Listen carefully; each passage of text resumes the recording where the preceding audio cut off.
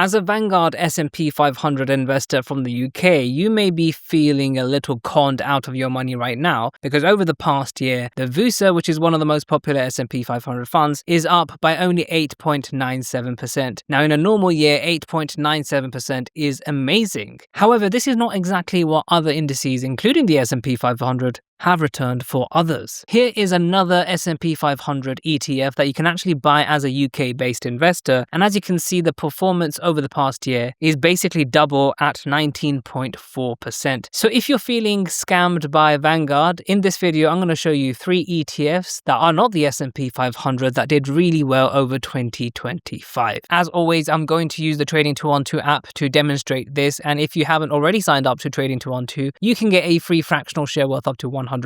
Now all you have to do is to press the 3 horizontal line menu over here. Then scroll all the way down until you see the section use promo code. And in this section, just enter the code JUBAIR and you should receive a free fractional share. Now in case you were wondering why the iShares version has given a better return than the Vanguard version, well, it's quite simple. This one is a hedged version of the S&P 500, which means the currency fluctuation between the pound and the dollar, they were very much minimized. In fact, the currency hedging actually worked out to your benefit because the actual S&P 500 index is up by only 17.14% over the past year. Now let's forget the S&P 500 completely for a second. I'm going to show you 3 other economies around the world that have been doing a lot better than the S&P 500. Now the first one is the UK economy. Obviously the FTSE 100 isn't the entire UK economy, but I want to use it as a way of actually summarizing a certain economy. Obviously, these are some of the biggest companies in the UK, and as you can see, the FTSE 100 over the past month is up by a staggering 5.72%. Now, more importantly, over the past year, it is up by over 28.71%. So this absolutely destroys the performance of the Vanguard S&P 500, almost to the point where this has given a 3 times return compared to the S&P 500.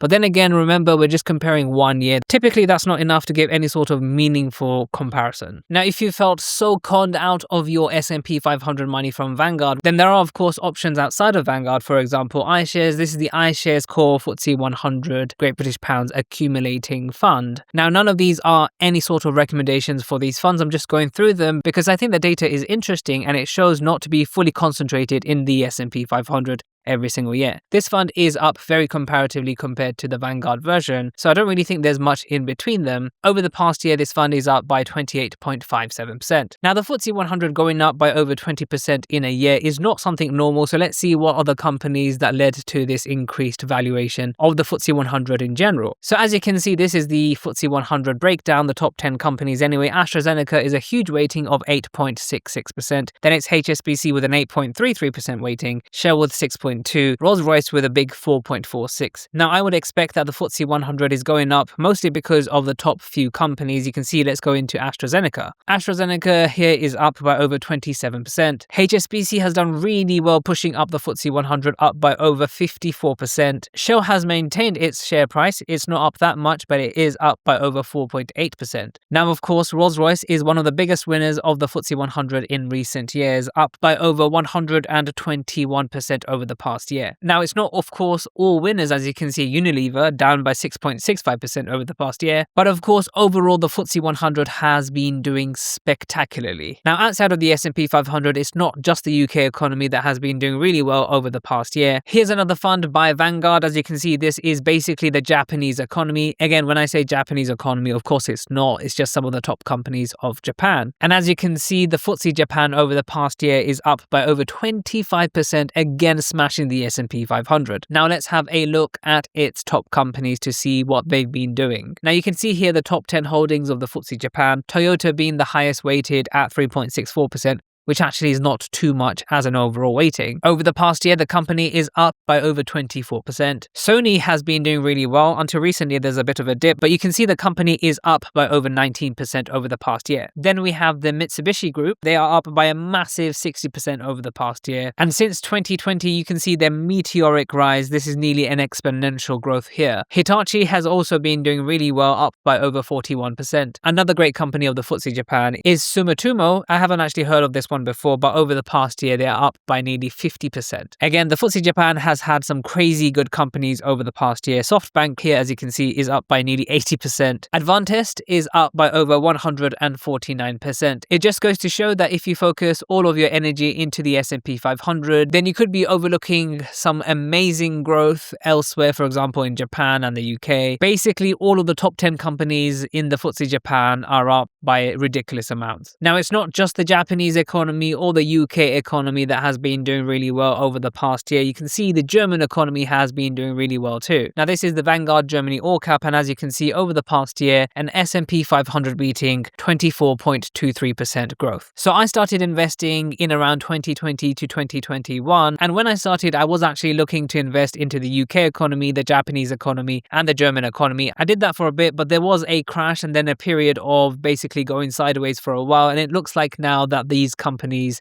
in these indices are starting to recover. Now, the S&P 500 overall has very overvalued companies. Some of these companies in the FTSE Japan, the FTSE 100, and the Vanguard Germany All Cap have been undervalued for a bit now. So, of course, it makes sense that a lot of investors are now starting to put their money into that. Although, take that for what it is, because it doesn't predict future performance. Now, in terms of its top companies, here are the breakdown, the top 10 companies anyway for the Germany All Cap. As you can see, SAP at nearly 13%, which is pretty big. Now, over the past year, this actually has gone down quite a bit, down by nearly 20%, which surely is dragging down the valuation of the Vanguard Germany All Cap. Next is Siemens at nearly 10%. Now, the company is doing really well, up by over 33% over the past year. Allianz is also doing really well, nearly up by 29%. Now, Deutsche Telekom, which is basically T-Mobile for the Germans, that's down by over 8% over the past year. So not all winners here like the FTSE Japan, but still overall the Vanguard Germany All Cap is up by a lot. Now, Siemens Energy is up by a massive amount, up by over £175. If I had known this